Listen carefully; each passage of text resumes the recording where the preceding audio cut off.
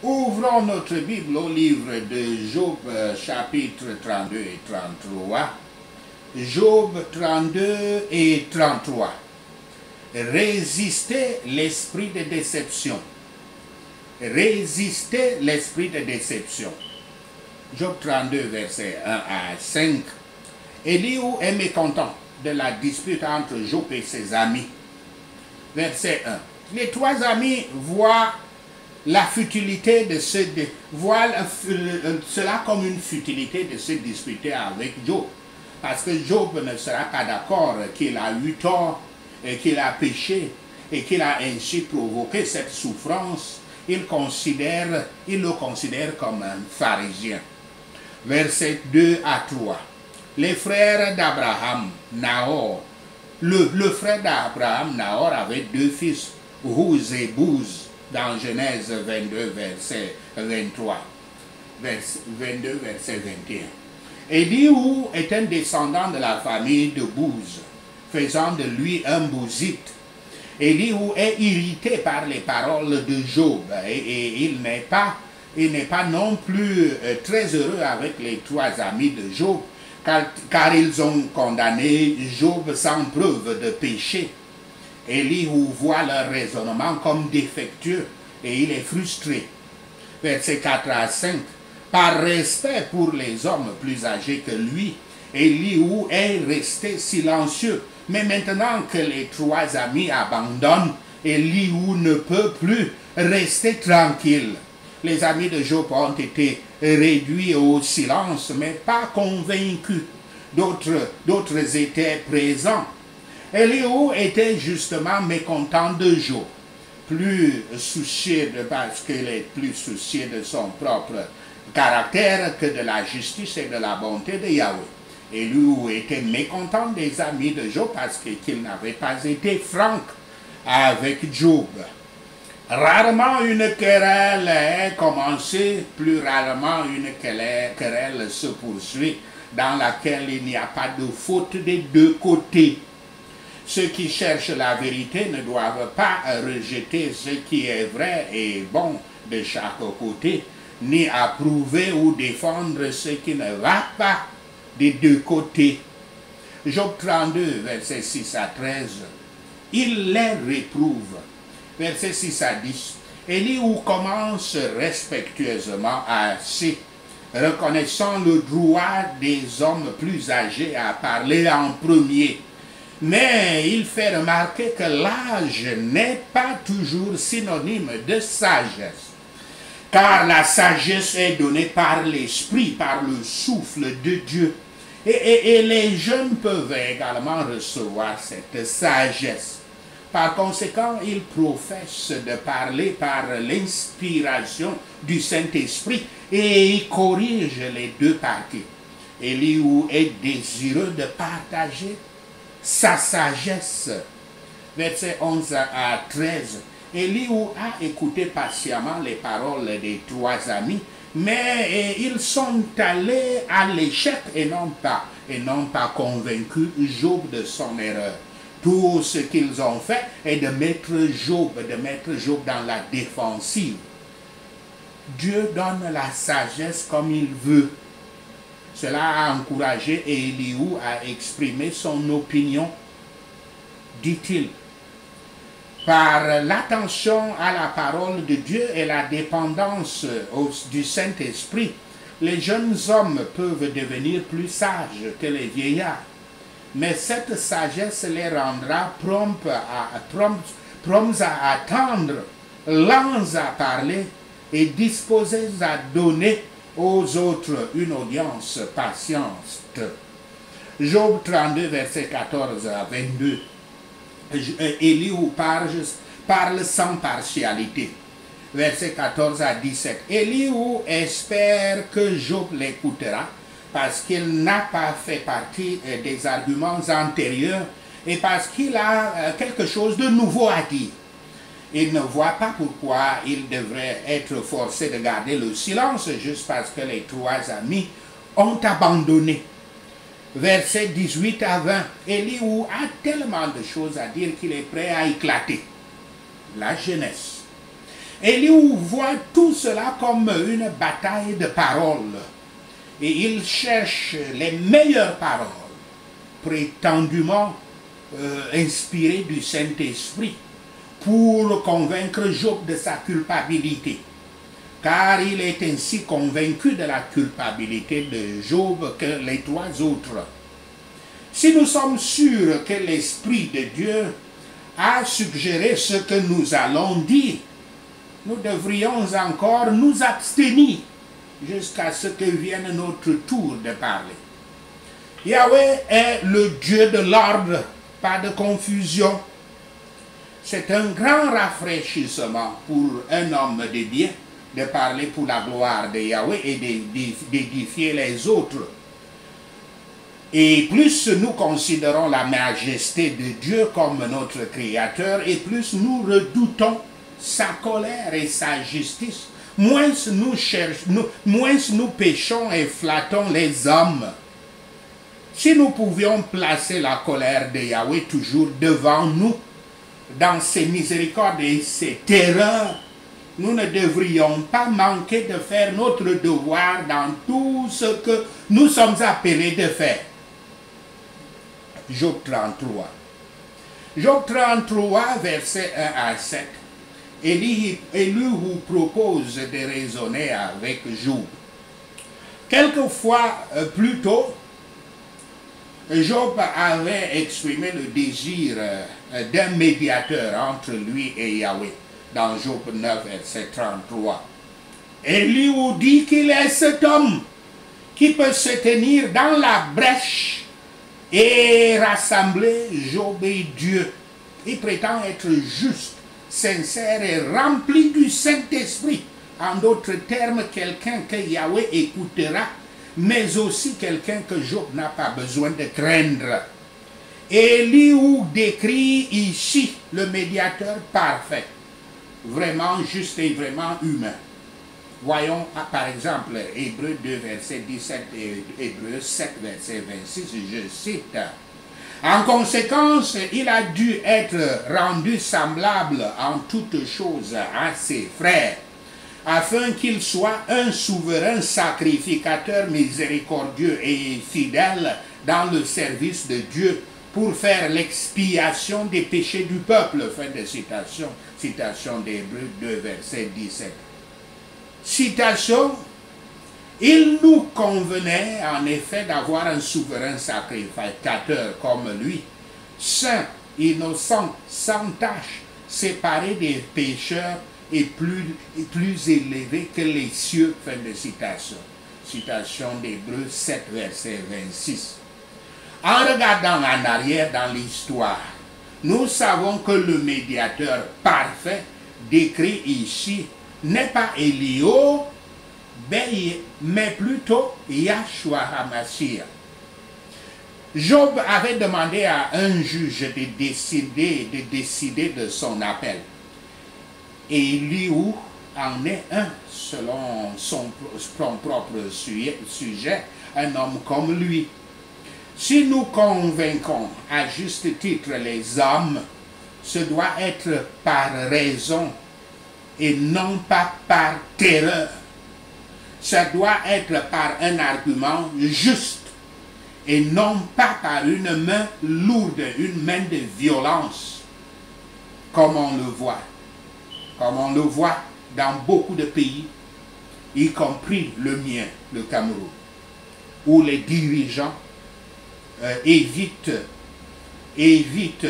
la raison et les arguments pour utiliser la force militaire contre les citoyens qui critiquent et condamnent leur gouvernement. Job 33, versets 8 à 13, Elihu reproche à Job de réfléchir sur Dieu. Versets 8 à 11. Elihu accuse Job de faussement prétendre être sans péché. Ici, il déforme les propos de Job, qui a admis volontiers qu'il est pécheur dans Job 7, verset 21, Job 13, verset 26. En outre, Job offre régulièrement les sacrifices appropriés pour le péché dans Job 1, verset 5. Ce que Job a prétendu, c'est être innocent du genre de méchanceté qui mérite la punition telle qu'il aperçoit la punition qu'il a reçue. Elihu accuse Job de réfléchir sur la justice et la bonté de Yahweh. Il accuse Job que réfléchir sur la justice et la bonté de Yahweh, c'est comme un péché. Quand nous entendons dire quelque chose au déshonneur de Yahweh, nous devons porter notre témoignage contre cette chose. Job avait représenté Yahweh comme sévère en s'accrochant sur ce qu'il faisait de mal. Elihu dit qu'il a mal parlé et qu'il doit s'humilier devant Yahweh et par la repentance ignorer cela. Yahweh n'est pas responsable envers nous. Il est déshonorable pour les créatures faibles et pécheresses comme nous, de lutter contre un Yahweh de sagesse, de puissance et de bonté infinie. Il agit avec une justice, une sagesse et une bonté parfaite, là où nous ne pouvons pas le percevoir. Job 33, versets 14 à 18. Yahweh appelle les hommes à la repentance. Elihu accuse aussi Job de prétendre que Yahweh communique en réalité avec... laissez-moi redire. Elihu accuse aussi Job de prétendre que Yahweh ne parle pas aux humains. Il énumère de nombreuses manières que Yahweh utilise pour communiquer en réalité avec un humain. À travers les rêves, les visions audibles ou à travers les avertissements de personnes pieuses. Et même à travers la douleur, des choses qui peuvent concentrer ses pensées sur Yahweh et sur l'examen de soi. Yahweh nous parle par conscience aussi, par providence et par les ministres. De tout cela, Elihu débat. En quelque sorte, ici, il professe. Il n'y avait pas alors au temps de Job, autant que nous connaissions, une révélation divine par écrit, bien que ce soit maintenant notre principal guide, puisque la Bible, c'est un ensemble de livres inspirés par le Saint-Esprit. Quand Yahweh conçoit le bien des hommes par les convictions et les dictats de leur propre conscience, il ouvre le cœur comme celui de Lydia et ouvre les oreilles pour que la conviction trouve ou force son entrée. La fin et le dessein de ces avertissements sont de garder les hommes loin du péché, en particulier le péché de l'orgueil. Alors que les pécheurs poursuivent des buts mauvais et se livrent à leur orgueil, leurs âmes se précipitent vers la destruction quand ils le font. Ce qui détourne les hommes du péché les sauve de l'enfer. Quelle miséricorde donc d'être sous les contraintes d'une conscience éveillée. Job 33, versets 19 à 30. Yahweh envoie des afflictions pour le bien. Versets 20 à 22. Les amis de Job avaient soutenu que les choses qui arrivent à Job étaient le résultat direct du péché dans sa vie. Le message d'Elihu est que Yahweh a porté ce problème, a porté ces afflictions sur Job parce que Yahweh le châtie afin qu'il confesse son péché et se remette sur les rails. Yahweh nous fait en effet parfois ce que l'auteur Lewis a appelé le mégaphone de la douleur pour attirer notre attention et nous rappeler à lui. Mais Élihu a tort d'assumer et d'affirmer que la souffrance de Job est la réprimande de Yahweh et son appel à la repentance. Job 1 et Job 2 ont déjà précisé que la raison en est très différente. De la même manière, nous aurions tort de supposer que la souffrance est toujours la réprimande de Yahweh pour les mauvaises actions. Voyons Luc 13, verset 1 à 15, pour voir l'avertissement de Yahshua contre ce genre de jugement. Je cite: « En ce même temps, quelques personnes qui se trouvaient là racontaient à Yahshua ce qui était arrivé à des Galiléens, dont Pilate avait mêlé le sang avec celui de leur sacrifice. Il leur répondit: « Croyez-vous que ces Galiléens aient été de plus grands pécheurs que tous les autres Galiléens parce qu'ils ont souffert de la sorte? Non, je vous le dis. Mais si vous ne vous repentez, vous périrez tous également. » Ou bien, ces 18 personnes sur qui est tombée la tour de Siloé, et que cette tour a tué, croyez-vous qu'elles aient été plus coupables que tous les autres habitants de Jérusalem? Non, je vous dis. Mais si vous ne vous repentez, vous périrez également. Fin de citation. Citation de Luc 3, Luc 13, verset 1 à 5. Verset 23 à 25, Élihu essaie d'encourager Job avec la possibilité que l'un des anges intercède auprès de Yahweh au nom de Job. Il n'y a rien de ce genre. Le rôle des anges n'est pas d'intercéder entre vous et Dieu et Yahweh, puisque c'est ça le rôle de notre Seigneur Yahshua, le Messie, et du Saint-Esprit. Les anges sont des porteurs de messages, des serviteurs ce sont des messagers que Dieu envoie et qui ne changent même pas un iota du message de Dieu. Ironiquement, et par conséquent, les anges sont nos serviteurs et non pas nos médiateurs. Ironiquement, les ennuis de Job résultent exactement du contraire. Le contraire, c'est que les ennuis viennent des fausses accusations de Satan contre lui. Et Satan a utilisé la bouche de ses amis. Versets 26 à 30, la réponse appropriée dit Élihu à Job est de confesser premièrement à Yahweh et ensuite aux gens qu'il a péché. Et quand Yahweh lui a donné une autre chance. En fait, dit Élihu, la souffrance de Job est en fait une preuve de l'amour de Yahweh, car cela donne à Job une chance de se repentir et d'être restauré. Job se plaignait de ses maladies et il jugeait par elles que Yahweh était irrité contre lui. Ses amis le firent ainsi, mais Élihu montre que Yahweh afflige souvent le corps pour le bien de l'âme.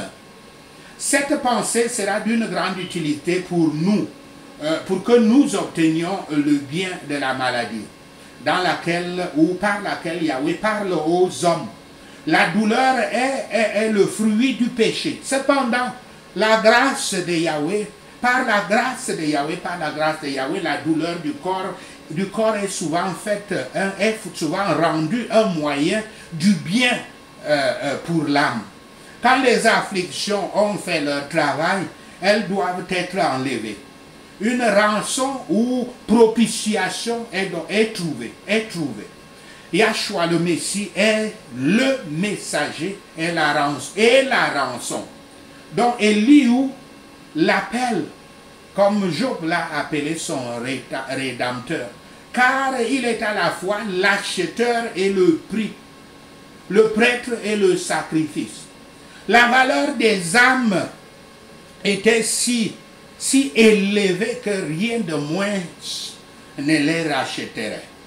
Et le mal fait par le péché était si grand que rien de moins ne l'expierait que le sang du Fils de Yahweh, qui a donné sa vie en rançon pour la multitude que nous sommes. Un changement béni suit. La guérison de la maladie est en effet une miséricorde lorsqu'elle procède de la rémission du péché. Tous ceux qui se présentent vraiment qui se répandent vraiment de leur péché trouveront grâce auprès de Yahweh. Les œuvres des ténèbres sont des œuvres infructueuses.